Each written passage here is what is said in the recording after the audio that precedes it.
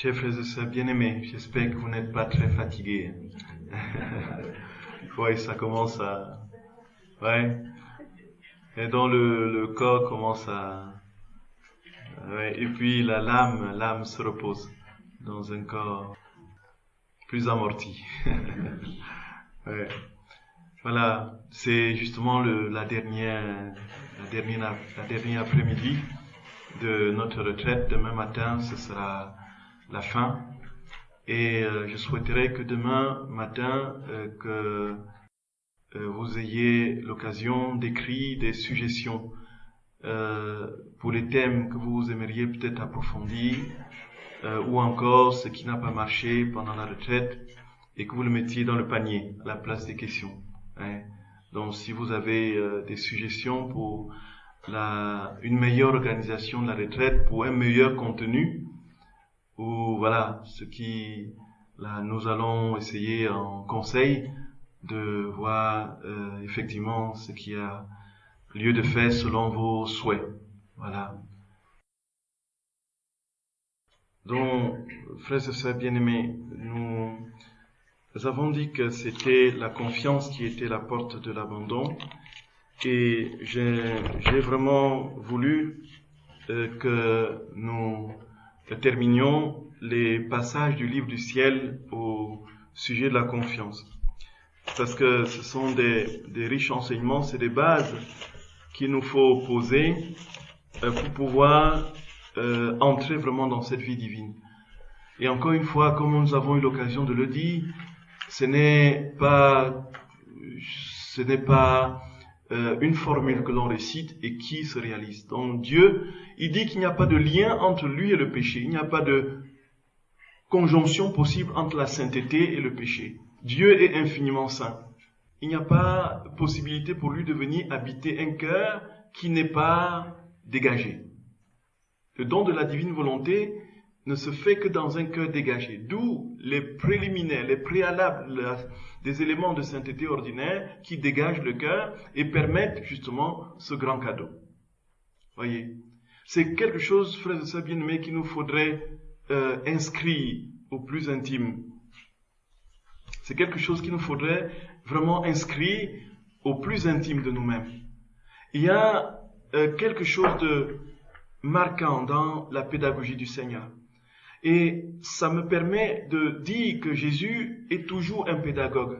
Frères et sœurs d'amour, il ne viendra jamais là où vous êtes, dans l'histoire qui est la vôtre, dans ce qu'elle constitue d'ombre ou comme difficulté à vous libérer de certaines chaînes, il ne viendra jamais, non seulement vous condamner, loin de là, entrer avec fracas et vous mettre dans un état de libération immédiate, parfaite, de sorte que vous devenez subitement demain l'homme le soleil divin.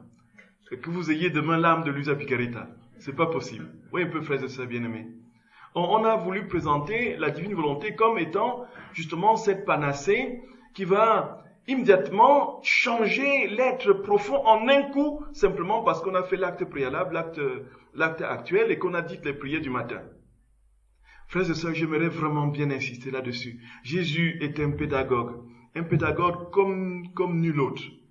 Et même quand il s'agit, frères et sœurs bien-aimés, de nos vies, quand on arrive à un niveau déjà d'enchaînement du mal, et c'est ce que j'ai lu à travers les écrits de Gabriele Amorth, le plus grand exorciste du Vatican. Alors, il dit très clairement que de sa vie, pendant avec plus de 6000 délivrances qu'il a opérées, il y a eu un seul cas qui a été fait en un quart d'heure. Un seul cas a été réalisé en un quart d'heure. Le reste, ça s'est déployé, et puis il y a un deuxième qui s'est passé en une journée. Tout le reste, des 6000, ça a été fait dans une moyenne de 3 à 5 ans. Voyons un peu, frères et sœurs bien-aimés, de 3 à 5 ans. Tout simplement parce qu'il y a différentes réalités qui interviennent. Et c'est déjà ce que Jésus dit à Luisa Picaretta. Si j'étais venu immédiatement avec la sanctification, sans opérer la rédemption, l'homme n'aurait pas été capable de supporter. Les blessures étaient profondes. Les plaies étaient purulentes. Il fallait d'abord nettoyer les plaies. Il fallait d'abord guérir la plaie pour pouvoir mettre le pansement de la vie divine, de la vie dans la divine volonté. Et encore une fois, ne pensez pas, et beaucoup se découragent de la divine volonté simplement parce que ils ont fait pendant un mois des actes préalables et des actes actuels. Ils n'ont pas vu ce que Jésus dit dans les livres du ciel, qu'on va sentir la vie du ciel, habiter l'âme et tout ça. C'est bien parce que les préalables ne sont pas mis, les fondations ne sont pas mises. Vous voulez construire un gratte-ciel sans creuser de fondation. Ou bien vous voulez construire ce gratte-ciel avec, n'est-ce pas, des fondations d'1 mètre. Comment voulez-vous que les gratte-ciel tiennent sur une fondation d'1 mètre? Ainsi de suite. La loi de la nature nous instruit déjà sur la manière dont Dieu opère. Il est toujours graduel. Il nous prendra là où nous sommes. Il nous amènera progressivement vers là où il veut que nous arrivions. Mais de manière très pédagogique. Et on le voit avec Luisa. C'est pédagogiquement, il ne lui a pas donné le don de la divine volonté à la première visite. Il a fallu attendre des années et des années. Près de 40 ans. Et c'est alors que le mariage mystique se fait. D'abord, le mariage mystique après le don de la divine volonté. Voyez? Et c'est ça, frères et sœurs bien-aimés, comment Dieu opère avec nous. Et pourquoi opère-t-il ainsi? Il y a la première raison que j'ai évoquée. Il y a la seconde qui est qu'au fur et à mesure de nos efforts de sanctification, nous acquérons des vertus pour nous permettre de solidifier ce don quand il sera en nous. Voyez, frères et sœurs bien-aimés. Voyez, frères et sœurs d'amour. C'est cela. Et de même, Gabriele Amorth, le grand exorciste, dit que le temps de durée de la délivrance a permis aux familles des personnes possédées de se mettre dans la prière. Elles ont prié pour la personne qui demandait, qui attendait de la délivrance. Et du coup, les familles se sont converties et la pratique chrétienne s'est installée dans les familles. La personne elle-même, dans son processus de guérison et de délivrance, a compris la puissance de la prière, la nécessité de la prière, et est arrivé, lorsque Jésus opère la délivrance en dernier point, il a déjà réalisé tout un ensemble d'activités connexes autour de la personne qui vient d'être délivrée. Il a converti les familles, il a réconcilié les cœurs, il a donné, inculqué le sens de la prière aux familles, aux personnes de la famille, et aux proches et aux amis, aux personnes qui connaissent, à qui les intentions ont été confiées, ainsi de suite. Donc, à partir d'une petite infestation ou d'une possession, Jésus, par le processus de délivrance, a converti au moins 1000 personnes. Voyez? De même, frères et sœurs bien-aimés d'amour, c'est exactement la même chose pour notre vie de sanctification. Évitons les fanfaronnades et le tralala. Évitons les fanfaronnades. Soyons humbles dans la présentation de la divine volonté. Et ça, Jésus dit que le terreau primitif, primordial, c'est la confiance. Et c'est pourquoi, je suis en train de perdre la voix déjà. Non. Et c'est pourquoi il y a cette fondation de la confiance qu'il faut creuser en profondeur, frères et sœurs d'amour, en profondeur. De même, dans ce que nous mettons en place comme moyen d'atteindre les lieux de communion avec le Seigneur, Jésus permet qu'aujourd'hui nous découvrions telle réalité dans la vie spirituelle. Demain, telle autre. Après, telle autre. Il est évident que si je ne t'ai pas passé par mes propres misères, si je ne t'ai pas passé ensuite par le renouveau charismatique, je ne serais pas là aujourd'hui plus facilement ouvert à la réalité de la divine volonté aujourd'hui. Voyez un peu ça. Et s'il m'avait présenté la divine volonté avant que je ne comprenne ce que c'est que la vie dans l'Esprit Saint, alors ça aurait été, j'aurais dit que c'est du New Age pur et simple. Voyez un peu. Parce que je serais dans ma raison, dans mon raisonnement et dans ma logique de foi béatement linéaire. C'est cela, frères et sœurs d'amour. C'est cela. C'est vraiment cela.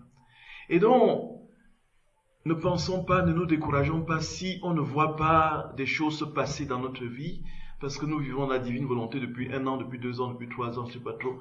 Moi, j'ai commencé à lire et à faire le truc depuis 7 ans, mais je n'y suis pas encore. Je n'y suis pas encore. Je n'y suis pas encore. Je vous demande pardon de vous enseigner ce que je ne vis pas. Et puis, mais je suis sûr qu'un jour le Seigneur nous y conduira. Parce que l'intention est droite. Nous avons le désir. Et il jouera sur ce désir pour nous conduire progressivement. Voyez, frères et sœurs d'amour. Et alors, Jésus, on avait cité le tome 11 du 10 avril 1912, c'est bien ça.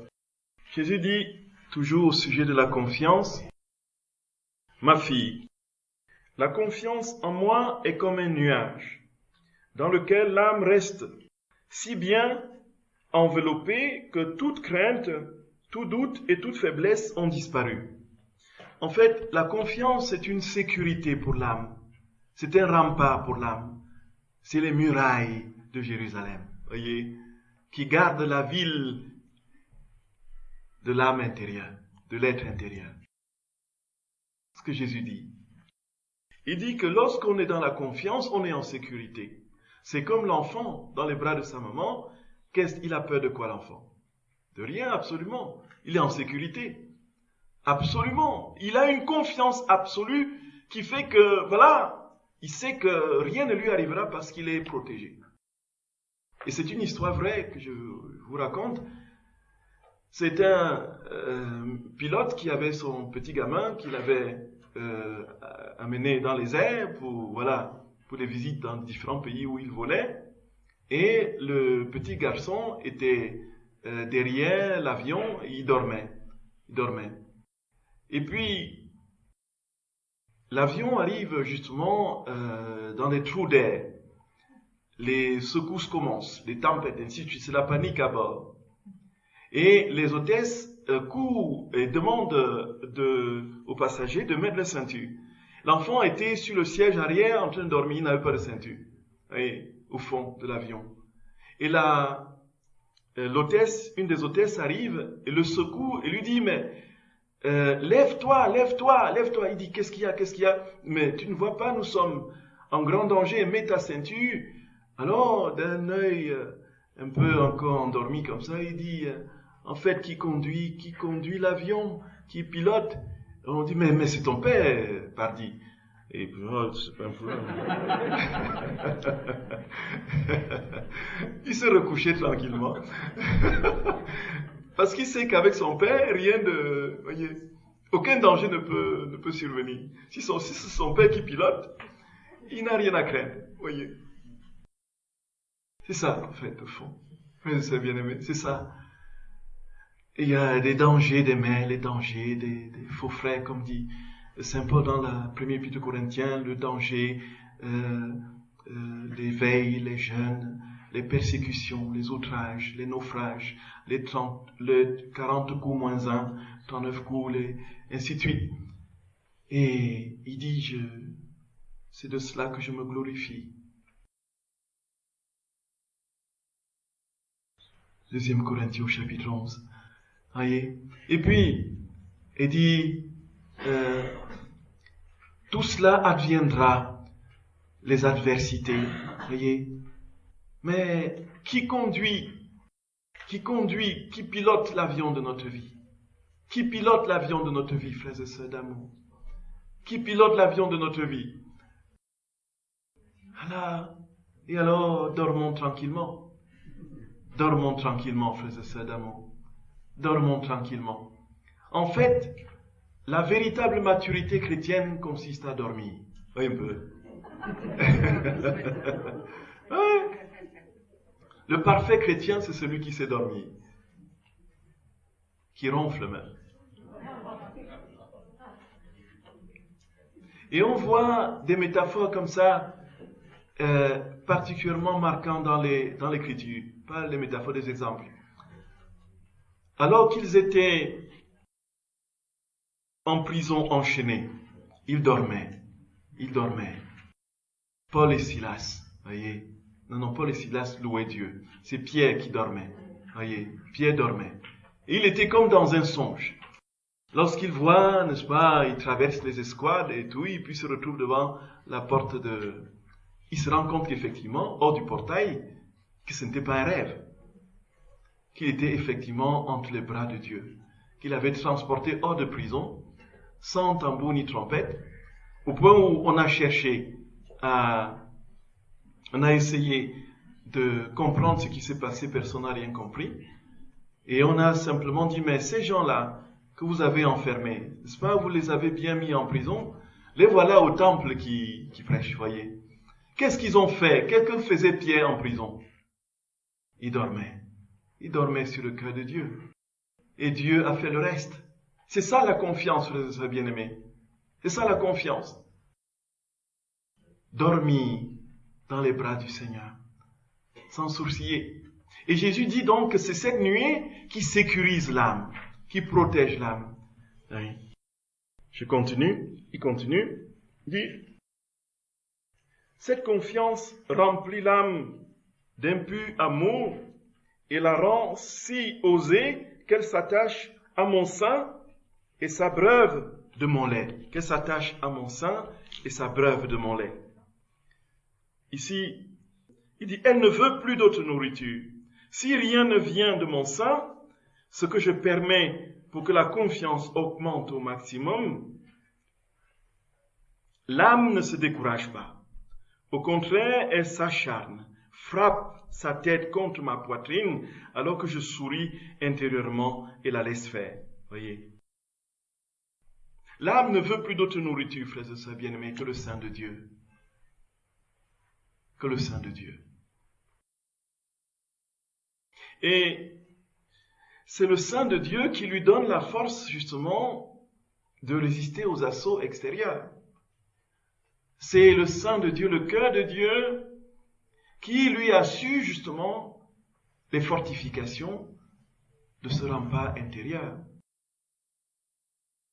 Cela veut dire que la confiance, en fait, ce n'est pas la confiance dans un élément éthéré. C'est la confiance en Dieu. Et s'il est Dieu, c'est qu'il est Père. C'est la confiance en un Père. Encore une fois, frères et sœurs, le Dieu chrétien, et là on revient, tout se recoupe, à une certaine compréhension de la divine volonté comme étant l'énergie cosmique. Et on voit ça sur Internet, et beaucoup de ceux qui se disent chrétiens le disent. Voyez, l'énergie cosmique. Ce n'est pas une énergie. Ce n'est pas une énergie. L'énergie, c'est un attribut. C'est une propriété de la sainte et bienheureuse Trinité qui s'appelle la divine volonté. Et donc notre relation à Dieu, c'est une relation personnelle. C'est une relation d'un père avec un fils.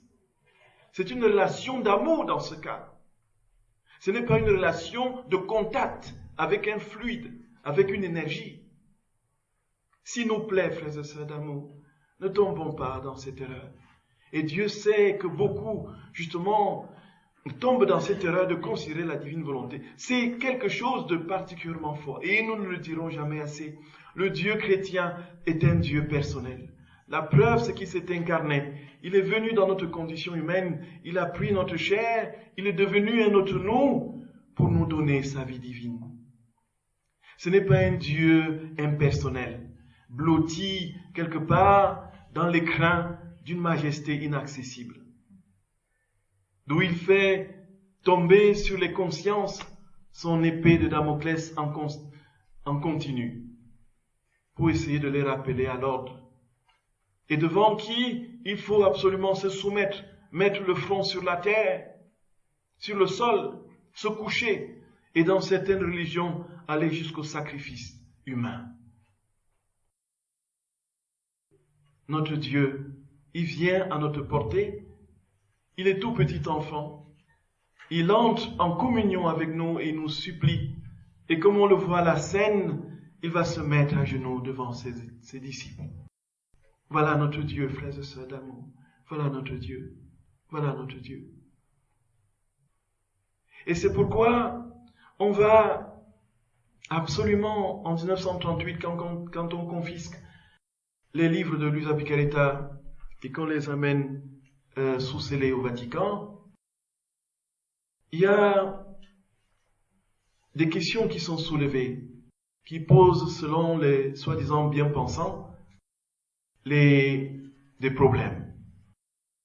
Entre autres, justement, cette familiarité que Jésus entretient avec Luisa.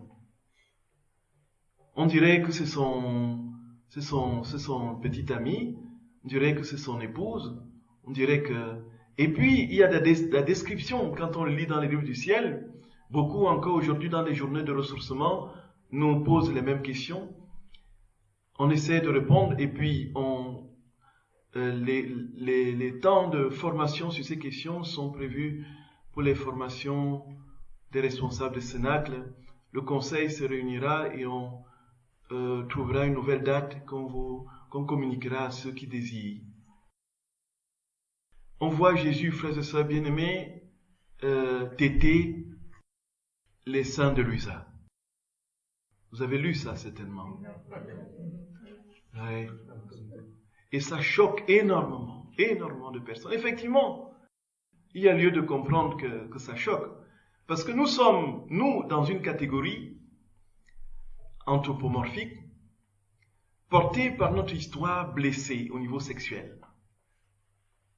L'humanité, depuis qu'il est sorti du giron de Dieu, et depuis que la pudeur est entrée dans la réalité de sa condition, parce qu'il ne pouvait plus supporter le regard pur de Dieu, tout a été vrillé. Et surtout dans un contexte comme celui-ci, frères et sœurs bien-aimés, où tout est pornographique, où le sexe et l'argent conduisent le monde. Et il faut lire le texte jusqu'au bout. Luisa dit très clairement, cela s'est passé en dehors de mon cas. En dehors de mon cas. Donc on n'est pas ici dans une relation sexuelle. Luisa était dans son état habituel, c'est-à-dire hors de son corps. Et on aura aussi dans les séances de formation des responsables du Cénacle, on parlera aussi des modes de vision. Comment est-ce que dans la vie mystique on perçoit les choses? Et quel est le mode que Jésus emploie avec Luisa? Il y a différents modes. Comment est-ce que Dieu se communique à l'homme? Et comment est-ce que, quand il s'agit de quelque chose de plus privé, de plus personnel, de plus mystique, comment ça se produit? Quels sont les différents échelons, les différents degrés? Et on voit ici, frères et sœurs d'amour, que Luisa est dans une catégorie que Jésus a appelée, les théologiens mystiques ont un autre terme pour parler de cela, que Jésus a appelé la communion, la vision, voilà, la vision. Jésus a deux catégories dans le livre du ciel. Il parle de vision abstraite et de vision intuitive. Ça, ce sont les propres mots de Jésus. Vision abstraite et vision intuitive. Alors il dit, ma fille, dans la vision abstraite, je suis devant l'âme, je suis en face de l'âme. Et dans la vision intuitive, je suis dans l'âme. Et ce qui se passe avec Luisa, c'est que Jésus est en Luisa, Luisa est en Jésus. Ils sont dans les airs, ils se promènent, vous voyez, elle n'est plus dans son corps. Ils sont continuellement, voilà, ils sont partis. Elle est extraite de son corps Et toutes les opérations qui sont décrites sont en dehors du corps de l'usage, dans la catégorie que Jésus a appelée la vision intuitive. Et quand la vie dans la divine volonté est déployée, elle se déploie dans cette catégorie de vision intuitive. C'est-à-dire que Dieu vient en nous. Ce ne sont pas les termes que j'invente, ce sont les termes du livre du ciel, que Jésus lui-même emploie. Vous voyez, frères et sœurs d'amour. Je n'ai malheureusement, je me rappelle pas de la référence, mais vous le trouverez en lisant dans les tout premiers volumes. Je ne me rappelle pas le livre précisément. C'est le 2. Comment? C'est 1 ou 2 parce que je n'ai pas encore lu le 2. Donc, vous l'avez vu dans le 1, vous avez lu, d'accord. Si vous l'avez déjà vu, c'est que ce soit le 1 ou le 2. C'est le 2. Très bien, merci. Donc, tome 2. Merci beaucoup. Il reste juste à trouver la date. Très bien. Et cela choque énormément de personnes, tout simplement parce que notre nature est déchue définitivement. Depuis qu'elle est sortie, elle est déchue. Elle est maintenant en train de se ramener. Et parce que déchue, ce qui était noble, pur, dans l'ordre divin, a pris les catégories du péché, a épousé la crasse et la misère humaine. De sorte qu'il est difficile pour nous aujourd'hui de penser les choses purement, parce que notre imaginaire a été blessé. Et c'est pourquoi beaucoup, frères et sœurs bien-aimés, il y a énormément de personnes qui sont choquées. Il y a les châtiments, il y a cette question de familiarité. Et quand on a pris dans les œuvres de Luisa Picaretta, on dit, mais ce n'est pas possible qu'une petite, comme ça, de rien du tout, s'amuse avec Dieu, 3 fois saint, l'infini. Et Jésus va répondre au tome 19 à cette question, quand on lui pose, il dit, mais en fait, le problème de l'homme vient de ce qu'il n'établit pas de familiarité avec moi. Il dit, vous êtes loin de la béatitude que je veux vous donner, tout simplement parce que vous refusez d'être familier avec moi, d'être dans cette familiarité, dans cette communion avec moi. Jésus, c'est le Abba, c'est le Papa chéri. Notre Seigneur, c'est le Papa chéri. Il n'est pas le Dieu redoutable, intrépide, terrifiant des religions mystériques. C'est le petit Papa chéri d'amour. Papa de mon cœur, je t'aime mon amour de papa. Baba, papa, papa, papa, papa chéri, papa chéri. Puis on caresse sa joue comme ça, en disant papa chéri, papa d'amour, papa d'amour. Voyez? C'est cette relation que le Seigneur attend de nous. C'est cette relation que le Seigneur attend de nous. Et quand nous n'avons pas compris ça, frères et sœurs bien-aimés, nous ne serons jamais en confiance, en vérité. Nous aurons toujours l'impression d'avoir quelqu'un devant nous qui a un regard vindicatif sur nous, qui nous juge, qui considère que ce que nous avons fait est tout simplement impardonnable. Et beaucoup de nos prêtres, nous mettons dans le jeu et nous accusons, et nous accusons. Et quand on vient ouvrir nos propres tiroirs, il ne nous reste plus qu'à mettre le masque. Avec du déodorant.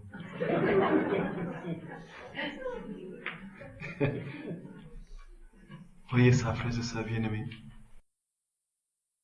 Voyez ça. C'est pourquoi Jésus nous dit, même si tu nages dans la mouise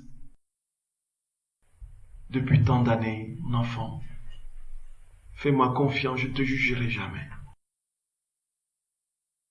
La confiance dont Jésus ajoute, parce qu'on a confiance, on a de l'audace. On a de l'audace. La confiance engendre l'audace. On est désormais capable d'escalader les cieux avec Dieu. Voyez un peu ça. Voyez. Et comme un jour dans un incendie d'un immeuble, l'immeuble prenait feu, Et puis il n'y avait plus possibilité de descendre ni par les escaliers, ni par l'ascenseur. Et la seule possibilité, c'était de sauter par la fenêtre. Et les gens, les membres de la famille, certains étaient déjà sortis. Et ils se sont mis là, devant la fenêtre. Il restait un qui était au-dessus, à au moins 3 étages, voyez. Et ils ont dit, comment est-ce qu'il va faire pour sortir? Il n'y a pas d'autre possibilité que de sauter par la fenêtre. Comment peut-il sauter sans se briser, sans se donner la main? Alors, ils ont formé des cercles, ils ont appelé des gens qui se sont serrés les uns contre les autres comme ça, en faisant une chaîne de trucs, ce qu'ils font dans le truc du métal, là, où on peut marcher sur les gens, vous voyez un peu. Ouais, ils ont fait ça tout autour. Ils ont dit, saute, saute, saute. Il hésitait. Il dit, saute, saute. Alors, une fois qu'il a eu l'élan, confiant de sauter, il était dans les bras de ces gens-là. S'il n'avait pas eu confiance en ces personnes, il serait resté dans les flammes. Voyez ça, frères et sœurs bien-aimés. Donc la confiance nous donne l'audace. Nous donne l'audace. Si nous sommes au 15e étage du gratte-ciel de notre péché, nous sautons dans l'abîme de la miséricorde du Seigneur. Et nous avons une audace au-delà de tout ce que nous pouvons imaginer. Parce que c'est sa vie qui nous porte à cette audace. La confiance. La confiance. Jésus le dit, le martèle. Il dit, l'âme confiante, l'âme qui a confiance est mon sourire et mon amusement. Celui qui a confiance en moi m'aime et croit que je suis riche, puissant et grand. Par contre, celui qui n'a pas confiance en moi ne m'aime pas vraiment. Il me déshonore et croit que je suis pauvre, faible et petit. Quel affront il fait à ma bonté! En quelque sorte, la confiance nous ouvre les portes de la force, de la puissance, de la tendresse, de l'amour infini de Dieu. La confiance nous ouvre les écluses de ses attributs, qui se déversent sur nous à profusion, et nous transporte au-delà des mers et des montagnes, des épreuves, des souffrances, des larmes de notre existence. Tout est une question de confiance, frères et sœurs. La confiance, l'amour, tout. En fait, tout est lié. C'est au tome 12, 8 octobre 1919. Tome 12, 8 octobre 1919. Tome 12, 8 octobre 1919. Vous avez parlé du tome 19 tout à l'heure? Non, ma chère sœur. Non, tout à l'heure, j'ai parlé... Ah oui, d'accord, oui, tout à fait. Pour parler de comment est-ce que Jésus...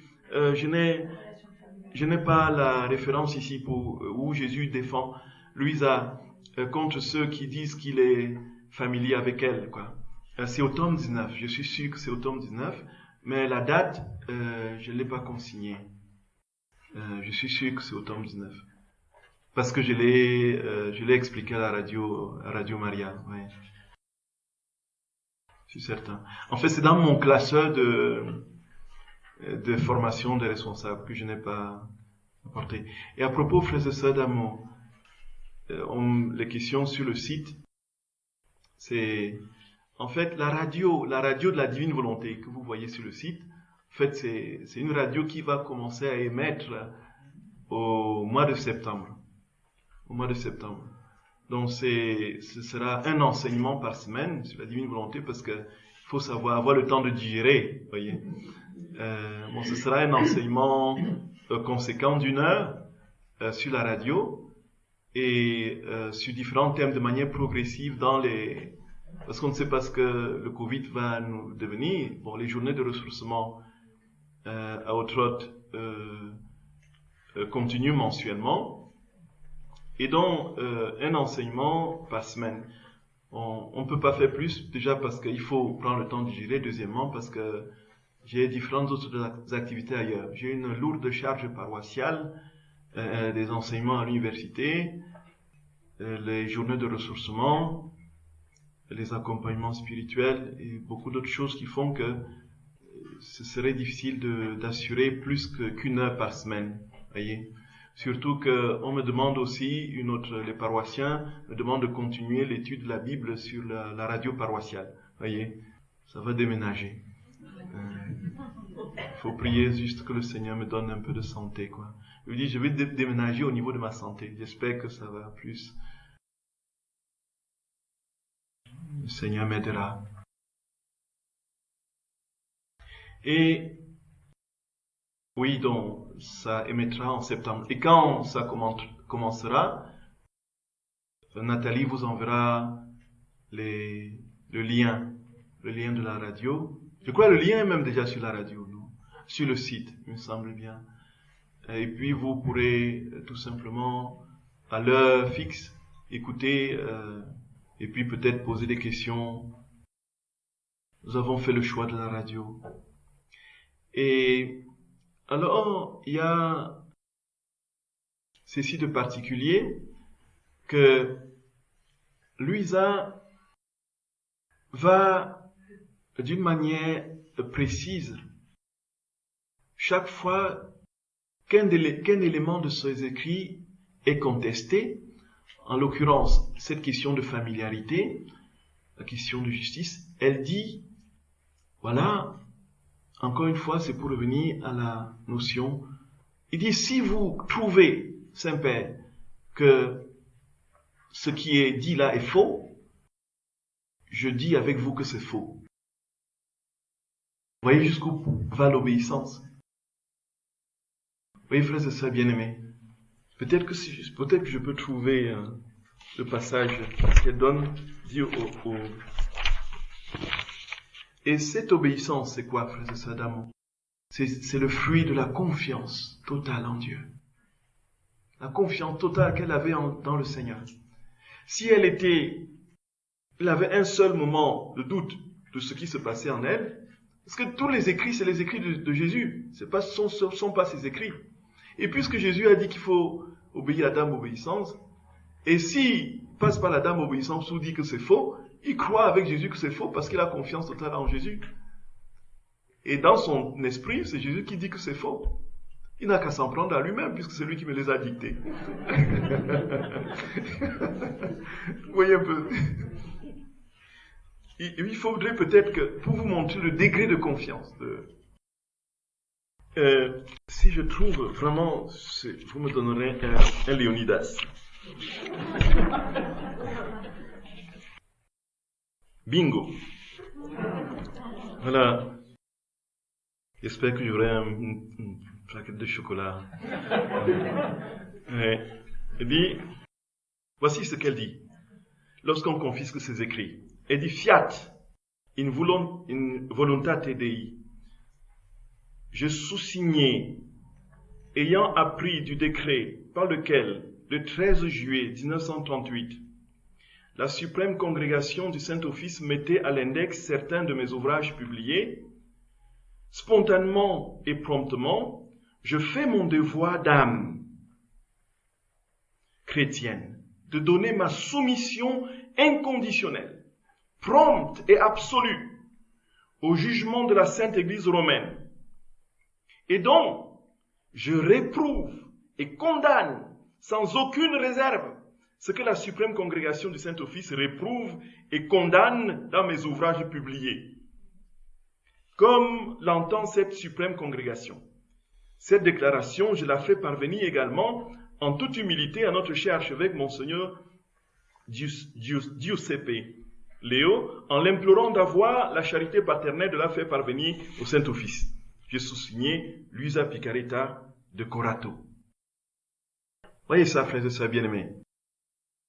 Et nous voulons, nous aussi, essayer de faire comme ça.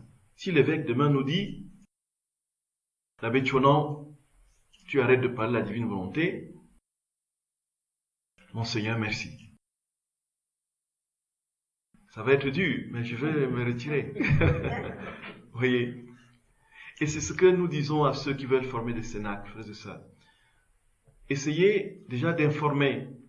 Bon, si libres les cénacles, hein, vous pouvez former des cénacles en dehors de l'association, ça c'est pas un problème. Mais si vous êtes cénacle inscrit dans l'association, cela veut dire que l'archevêque de Strasbourg a l'œil sur ce que vous faites, voyez. Et pour la formation des cénacles, de ce que dans vos paroisses, vous pouvez dire que vous appartenez à une association privée des fidèles reconnue par l'Église, voyez un peu. Vous informez votre curé. Donc normalement, c'est une information que vous lui faites, voyez un peu. Vous lui dites, en principe, il ne devrait pas s'opposer puisque vous faites partie de l'association. Voyez un peu ça. Mais s'il s'oppose, je vous en supplie, n'entrez pas dans les bras de fer, laissez tomber. Et entrez dans la prière. Entrez dans la prière. Voyez, frères et sœurs bien-aimés, entrez dans la prière. S'il veut que vous formiez un cénacle, il le permettra en son heure. Peut-être ça peut être pas vous, peut-être à un moment donné, voyant que vous êtes, engagez-vous dans la paroisse, et puis montrez-lui toute votre disponibilité à servir. Et peut-être qu'un jour, le déclic se fera en lui, il comprendra que, voilà. Mais si on commence à dire, non, ce n'est pas possible, je ne veux pas obéir, le non serviam, voilà la source de tous les maux. Voilà ce que Luisa a dit. J'espère que j'aurai vraiment au chocolat. Parce que j'en ai tellement envie.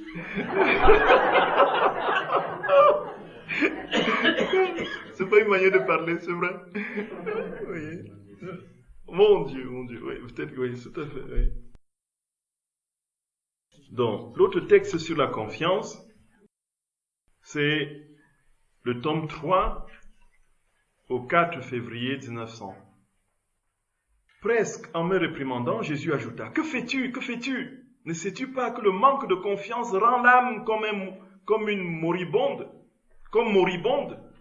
Donc, quand on manque de confiance, on meurt, en fait, en pensant qu'elle va mourir. L'âme ne sait comment disposer de la vie, comment acquérir la grâce, comment s'en servir, comment se rendre plus belle, ou comment agir pour se guérir de son affaissement. Ah Seigneur, il me semble voir ce fantôme du manque de confiance malpropre, amaigri, craintif et tout tremblant, et qui, de tout son art, sans autre instrument que la peur, conduit l'âme à la fosse. Voyez où le manque de confiance nous conduit? À la fosse. Et ce qui est pire, ce fantôme ne se montre pas comme un ennemi, car alors l'âme pourrait le démasquer. Oui, bien sûr, il ne se montre pas comme un ennemi, hein. Oui.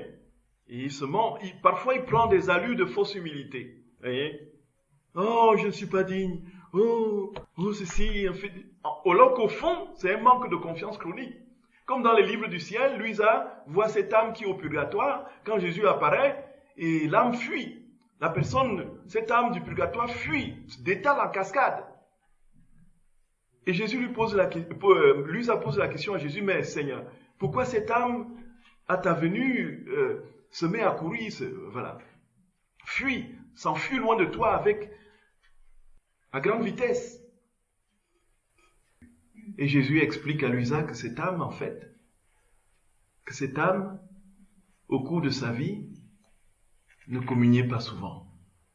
Soi-disant parce qu'elle avait peur d'être indigne, parce que se disait indigne de communier. Je suis dans un état, je suis pas digne. En fuyant Jésus tout le temps, au purgatoire, notre châtiment sera de le fuir. Un peu. L'auteur de l'imitation de Jésus-Christ dit qu'au purgatoire, nous recevons la douleur sur le lieu de notre péché. Nous qui étions dans les médisances et les critiques, c'est la langue qui va brûler. Pardon. C'est pas. En fait, c'est une manière de parler, puisque nous avons dit que le feu qui brûle les saints au ciel, qui les enflamme d'amour pour Dieu, qui embrase les chérubins, c'est le même feu qui brûle les âmes du purgatoire et celles de l'enfer. C'est le même feu. Donc, Jésus dit que il s'infiltre de manière, le manque de confiance s'infiltre de manière parfois très insidieuse. Voyez? Il dit, et si l'âme n'est pas attentive, elle ne saura comment se débarrasser de cette tromperie. Donc, quand on veut entrer dans la divine volonté, dans la vie dans la divine volonté, demandons au Seigneur la grâce d'une confiance totale en lui. Déjà pour ce qui nous concerne, notre vie. S'il y a des blocages au niveau de la confiance, s'il y a des blocages, demandons au Seigneur de nous les lever. Guérissons d'abord avant d'acquérir le don, frères et sœurs bien-aimés. Demandons au Seigneur de lever les blocages au manque de confiance.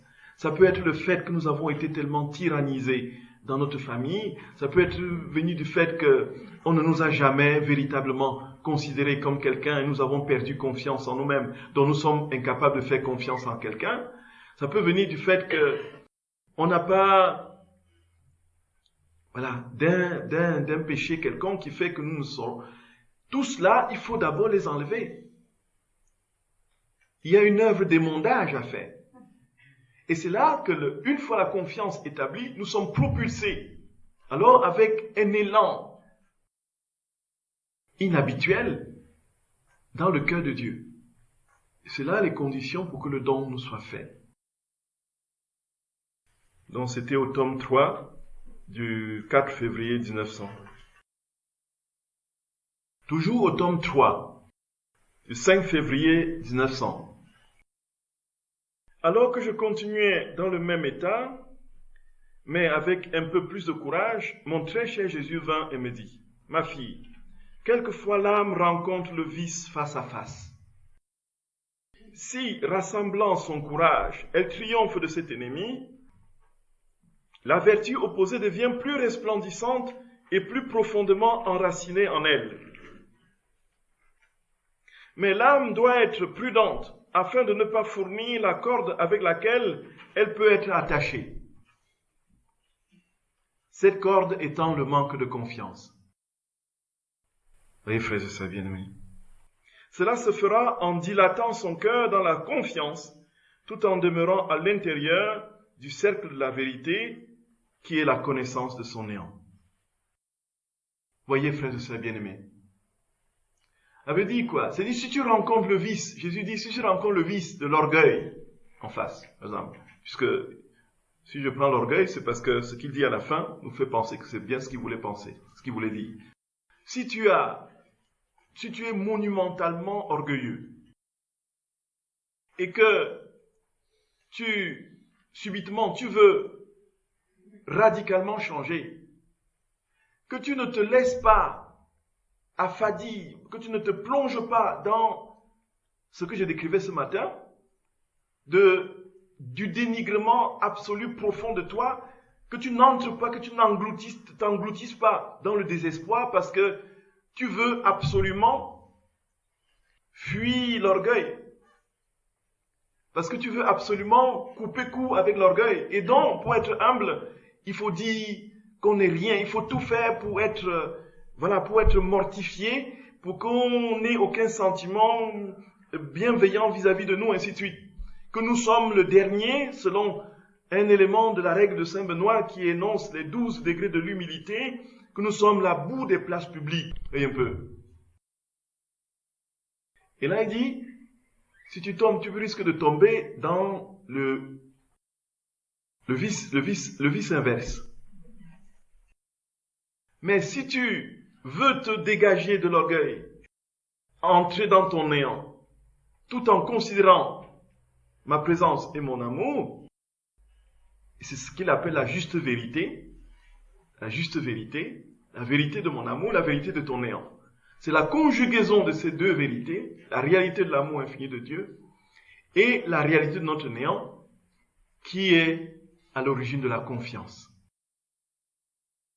Voyez ça, frères et sœurs d'amour.